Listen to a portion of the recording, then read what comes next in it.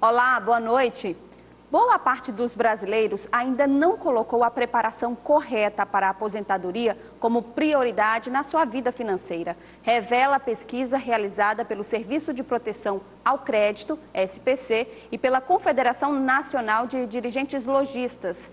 O mais aconselhado é, ao longo da vida laboral, poupar e investir uma porcentagem do que se ganha para garantir o futuro. Diante dessa realidade, planejar a aposentadoria é algo cada vez mais importante. E você, está se planejando? Esse assunto é destaque na edição desta quarta-feira do Jornal da Guará. E nós vamos mostrar também. Pesquisa do IBGE revela que o mês de maio apresentou a maior variação negativa no volume de vendas desde 2001, quando a série começou a ser realizada. Praças do Centro Histórico de São Luís estão abandonadas, uma realidade triste para a cidade considerada patrimônio da humanidade. E veja também, o esquema de segurança para eleitores e as urnas já começa a ser definido em todo o Maranhão. Nós abrimos a edição desta quarta-feira do Jornal da Guará falando sobre aposentadoria.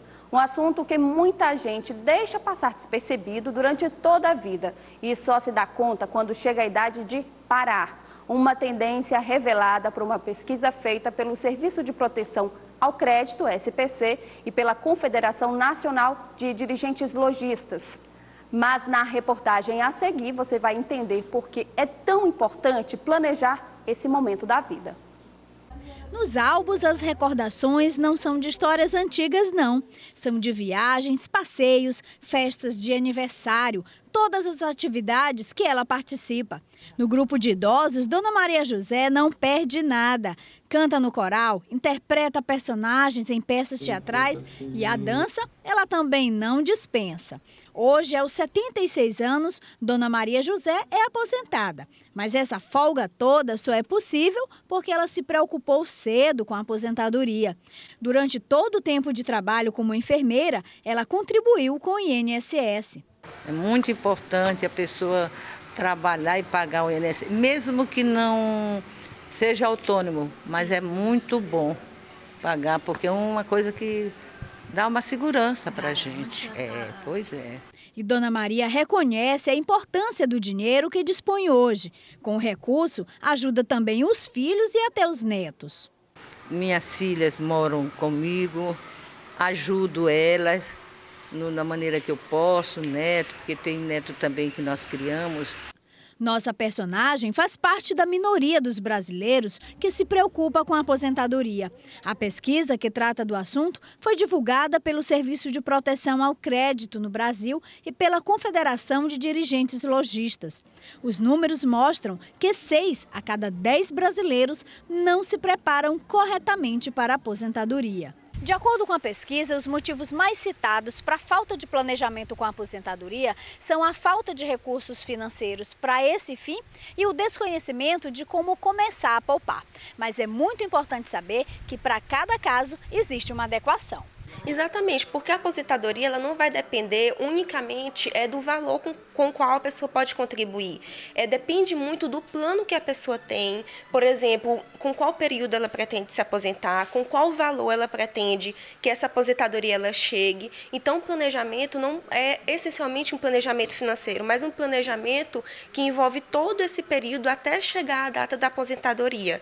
A advogada, especialista em direito previdenciário, explica ainda a importância da contribuição para aquelas pessoas que não trabalham e, por isso, não contribuem com o INSS. Tem uma categoria especial para esse tipo de pessoa e desde o momento que elas completam os 16 anos, elas podem contribuir, estipulando um salário de contribuição sobre o qual vai ser calculado a contribuição efetiva. Esse valor ele varia por inúmeros fatores, desde o salário e contribuição que essa pessoa estipula, até em relação ao valor com que ela pretende receber. A pesquisa do SPC mostra ainda que somente 38,8% dos entrevistados entendem as consequências da não preparação para a aposentadoria. Além de não cuidar do futuro, quem não poupa dinheiro de nenhuma forma pode se deparar com uma situação muito mais dispendiosa quando procurar pagar todas as contribuições atrasadas. Muitas vezes você para de contribuir, mas quando você quer contribuir esse valor atrasado, não é tão simples assim. Porque você precisa, por exemplo, provar que você não deixou de exercer atividade laborativa. Porque aquelas pessoas que não exercem a atividade, elas não podem contribuir o atrasado. Vamos aos números da economia agora. O Ibovespa, principal índice da Bolsa Brasileira, fechou esta quarta-feira em alta de 0,63% a 54.598,28 pontos. Foi o sexto avanço seguido da Bovespa. O dólar comercial fechou em queda de 0,71%, cotado a R$ 3,27 na venda. A maioria das bolsas de valores da Europa fechou em baixa após 4 sessões seguidas de ganhos. Apenas a Bolsa da França teve leve alta. E a gente continua falando sobre a economia e agora mostrando como está a situação das vendas do comércio varejista. O Instituto Brasileiro de Geografia e Estatística faz uma análise mensal das vendas e revelou que o mês de maio apresentou a maior variação negativa desde 2001, quando a série de pesquisas começou a ser realizada. Ou seja, vários segmentos fecharam o mês vendendo bem menos do que deveriam. Aluga-se é a expressão que mais se vê pela Avenida dos Holandeses em São Luís. E, infelizmente, não tem coincidência nenhuma nisso. São lojas fechando as portas e os donos dos imóveis procurando novos inquilinos. É que está cada vez mais difícil manter os negócios. Segundo a pesquisa do IBGE, as vendas no comércio varejista brasileiro recuaram 9% em maio, na comparação com o mesmo mês de 2015. No Maranhão, a queda no volume de vendas ficou na casa dos 8,9%. É a maior variação negativa desde 2001, quando a série de pesquisas começou a ser realizada pelo Instituto. O consultor econômico da FEComércio Maranhão afirma que isso tem impactos profundos no nível de confiança do empresário. Na prática, a gente pode observar que o consumo ele está muito reduzido. Os fatores eles vão desde o enfraquecimento do mercado de trabalho até mesmo as taxas de juros que não são favoráveis para o consumo. E as consequências vão além. Nos 5 primeiros meses de 2016, o Estado apresentou um saldo negativo de vagas de emprego, com déficit de 3.963 postos de trabalho. Só em São Luís foram menos 2.090. A capital contribuiu com mais da metade dessa perda. O José Luiz, sócio proprietário desta loja especializada em livros e artigos evangélicos, precisou fazer algumas mudanças. É que desde 2014 o segmento apresenta um encolhimento nas vendas, uma queda em torno de 30%. Mas, mesmo em cenários nebulosos, é possível tirar boas lições.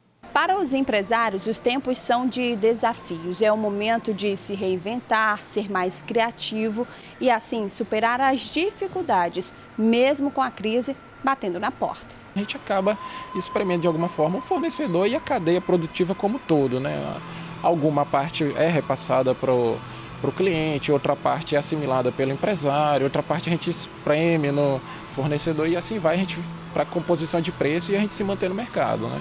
Então, assim, é com muita criatividade, inserindo novos produtos de afinidade, promovendo eventos, que é uma coisa que a gente nunca foi o foco da empresa, mas nós nos obrigamos a promover eventos para junto promover algum produto e assim fazer, né, a coisa acontecer, o mercado como um todo.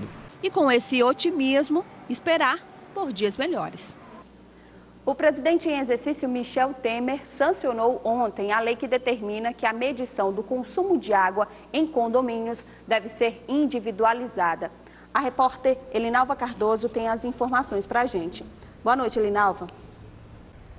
Boa noite, Raíssa. A decisão foi publicada em edição extra do Diário Oficial da União e ressalta que os condomínios devem adotar padrões de sustentabilidade ambiental, mas ainda tem tempo para adaptação. A medida só passa a valer a partir de 2021. A proposta foi aprovada em caráter conclusivo pela Comissão de Constituição e Justiça e de Cidadania da Câmara dos Deputados em 17 de maio. Em algumas cidades brasileiras, como Aracaju, Recife e Piracicaba, já existem leis municipais que tornam a medida obrigatória. Voltamos ao estúdio. Ok, Linalva, muito obrigada. E olha, agora um alerta para quem compra carne em feiras livres. É preciso saber escolher o alimento, avaliando a cor e textura. Além disso, o consumidor deve ficar atento com carne exposta e sem nenhum tipo de conservação. A cena da carne pendurada nos açougues das feiras é corriqueira. Na maioria das vezes, até ignorada pelos consumidores. Mas a maneira como a carne é condicionada e manuseada faz toda a diferença para a nossa saúde. Pouca gente presta atenção, mas a carne não pode ser cortada em qualquer tipo de superfície. Dona Socorro observa mais os insetos. Moça, eu não compro. E muito gorda, porque radidade, eu não gosto de comida gordurosa, né? Tem que estar limpo, com higiene, né? A crise tem apertado tanto o bolso do consumidor que a questão da saúde muitas vezes passa desapercebida. Na hora de comprar a carne, a higiene perde espaço para uma outra prioridade, o preço. O que o consumidor esquece é que quando deixa a saúde de lado, esses gastos depois podem ser muito maiores.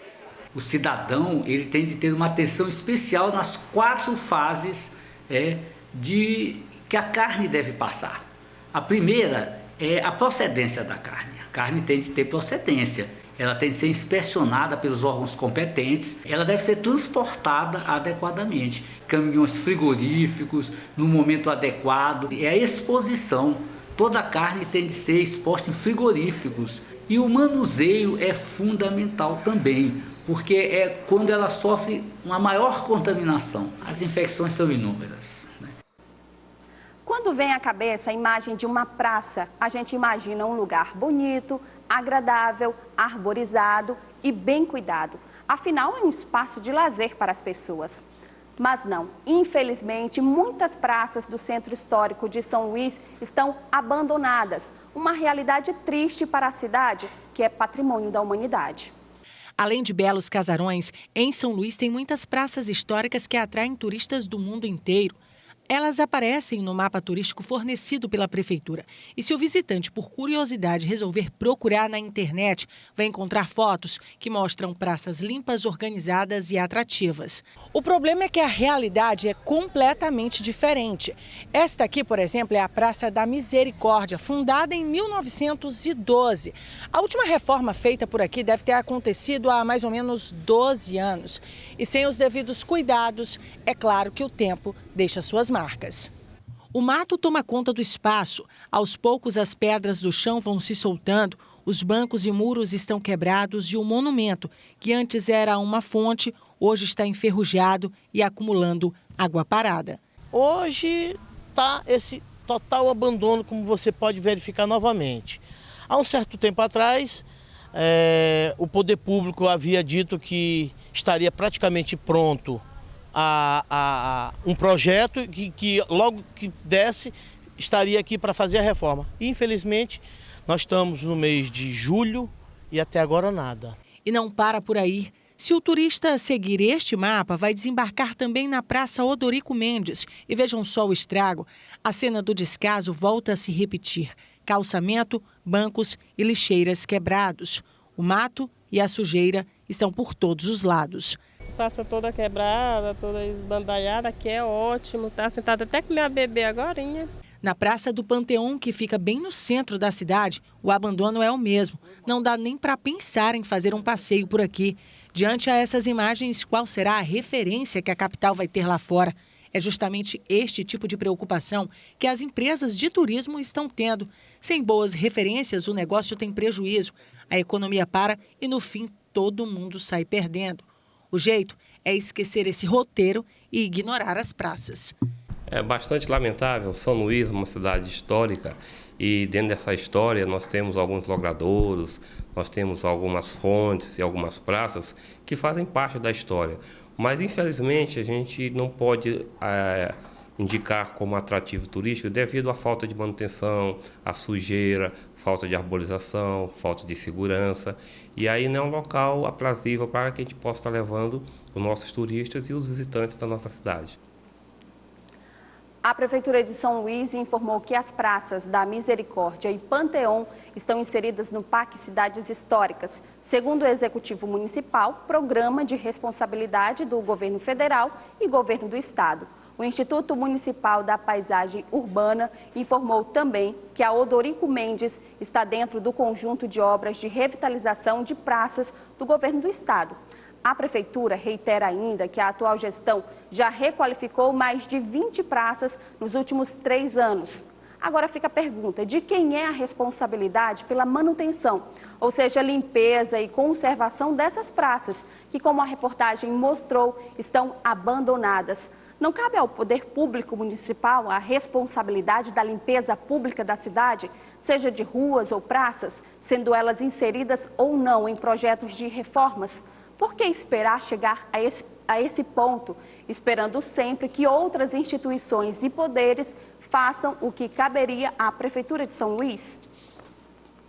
Nós voltamos a seguir com o Jornal da Guará, em destaque as informações sobre o cenário político e como estão sendo preparadas as eleições de 2016.